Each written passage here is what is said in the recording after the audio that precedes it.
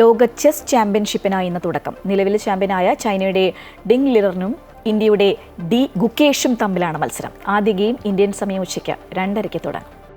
തന്ത്രങ്ങളുടെ കളിക്ക് സിംഗപ്പൂരിലെ resorts world സെന്റോസയാണ് വേദിയാകുന്നത്. അടുത്ത മാസം 13 വരെയാണ് രാജകീയ മത്സരം. ഓരോ 3 മത്സരങ്ങൾക്കു ശേഷവും ഒരു വിശ്രമ ദിനമുണ്ട്. ചാമ്പ്യൻഷിപ്പിന്റെ 138 വർഷത്തെ ചരിത്രത്തിൽ ആദ്യമായാണ് 2 ഏഷ്യൻ താരങ്ങൾ കിരീടത്തിനായി മുഖാമുഖം വരുന്നത്. ആകെ 14 ക്ലാസിക്കൽ മത്സരങ്ങളാണ് ചാമ്പ്യൻഷിപ്പിലുള്ളത്.